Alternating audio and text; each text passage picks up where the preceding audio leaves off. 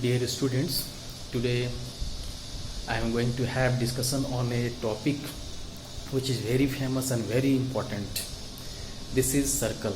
I know student that you have also studied this chapter in 9th and 10th, but in 11th class we will have its details discussion, and we will also understand how its equation is derived. So students, as you know that circle is the locus of a point which moves in a plane in such a way that its distance from a fixed point is always constant. This fixed point is called center, and this constant distance is called radius. Now students, this is the definition of circle, but I have used a word locus. So without understanding the meaning of locus, you can't understand the complete definition of circle. So first of all, we will understand what locus is. So students, locus is the path of a point on which a point moves following satisfying a certain rules and regulation. Just as students, if I talk x plus y equals to 10, here which point will satisfy it? Yes, this much is sure that x plus y equals to 10 means abscissa and ordinates, their sum should be always 10. So this may be 5, 5, 5 is a coordinates. Suppose that there is another point whose abscissa is 4 and ordinate is 6. Suppose that there is another coordinate point whose coordinates are 1, 9. So these are the points which satisfied this equation.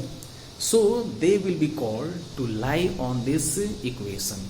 In the same way, students, if I say that circle is the locus of a point which moves in a plane in such a way that its distance all the time from a fixed point is always constant. So here rules is that distance from fixed points will be always constant.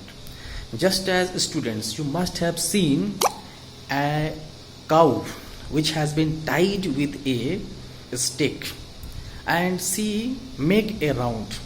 Suppose that she makes a round in such a way that the rope with what she is tied is always tight, completely straight tight. Then students, the path on which she will moves will be the locus of a circle, and the length of the rope will be radius, and the stick which is fixed is the center of the circle.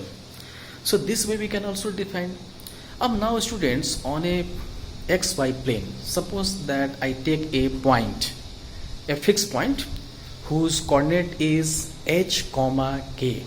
Okay, and since the path of the variable point is not fixed, since it is a variable, so its coordinate will be also variables. So I take a variable point p with coordinate x, y. Here students, you have to pay attention on the matter that here the point p is not fixed, it is a variable point because we have to move. Okay, so its coordinate will be x, y, and the point which is fixed is h, k. Here h and k are constant, just as a number. You can say h may be 1, k may be 2. So 1, 2 will be the point. This is the fixed point, means this may be center. So at that type, I have just assumed that the fixed point O is a point whose coordinate are h and k. Okay, and p is a variable point. Now suppose that OP is the distance and this will be radius, so just let its distance be r, a small r. So OP equals to r. Now students, we have studied in class 10th that distance formula. With the distance formula, we can find the distance between 2 points. So suppose one point is O and other point is P. So OP will be the square root of x minus h square plus y minus k square.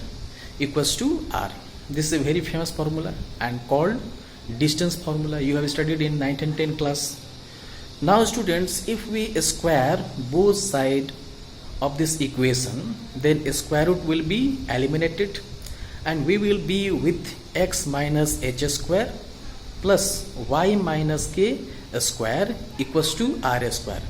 This is the equation of a circle whose radius is r and center is a point with coordinate h comma k. Understand student? Now students, suppose that we take a point center at origin.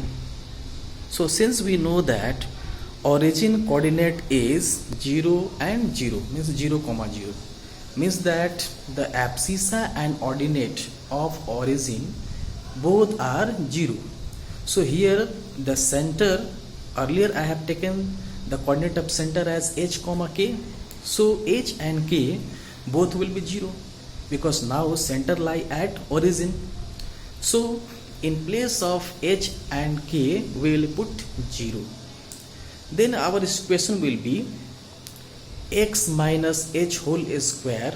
Earlier our equation was x minus h whole square plus y minus k whole square equals to r square.